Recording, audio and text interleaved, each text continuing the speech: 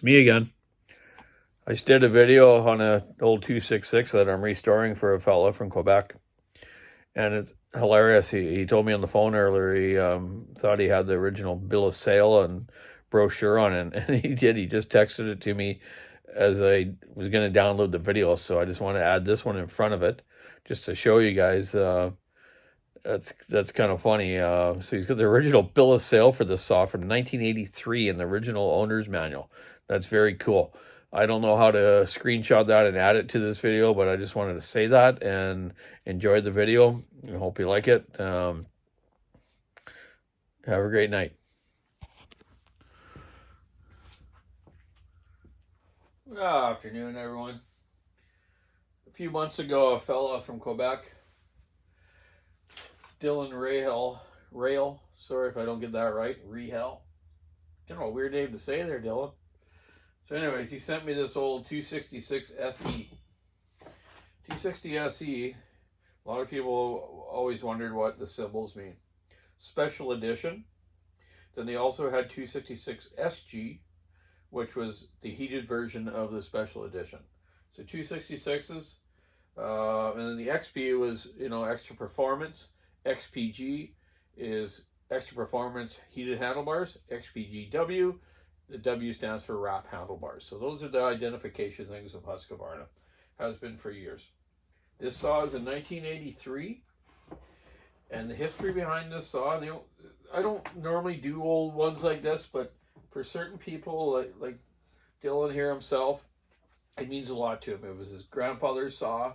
His grandfather's name was Justin, and him and his uncle or an uncle, they had a maple sugar camp. And in Quebec, maple sugar is a big business.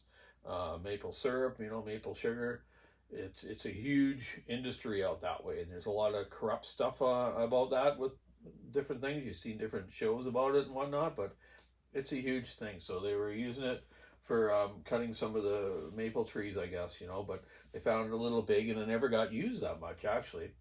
So it ended up being handed down to his dad, Dillon's dad, named Baden. Baden used it very little as well. He used to have a little 45 Husky to use more.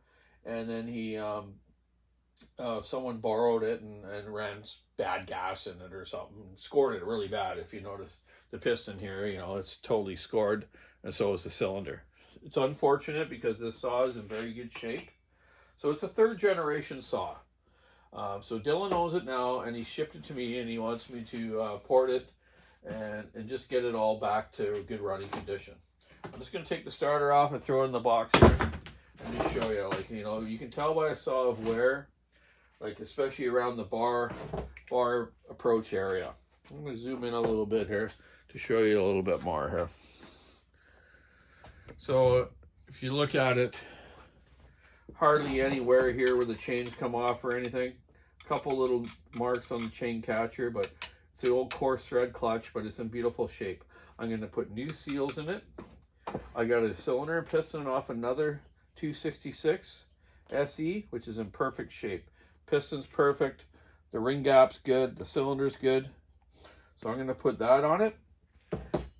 And I found a great find. I found an original gasket kit, a Walker Saw Shop, probably the last one you'll be able to get. You can't get it anymore.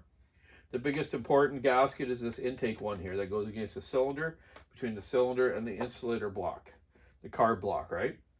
So I'm going to put new gaskets in it, seals, this used piston and cylinder, modify his muffler with a couple small pipes, and we're going to test run it and give her a good whirl and send it back to him. So looking forward to doing it.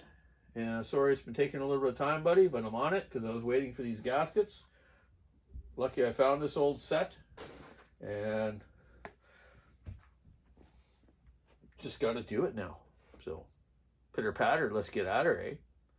I wanted to show you also, I forgot I had this original brochure from Husqvarna. It's from the early 80s. It shows the 238, the 154, and the 266. So at the beginning here, it's showing the king of chainsaws. That's the 154 SE.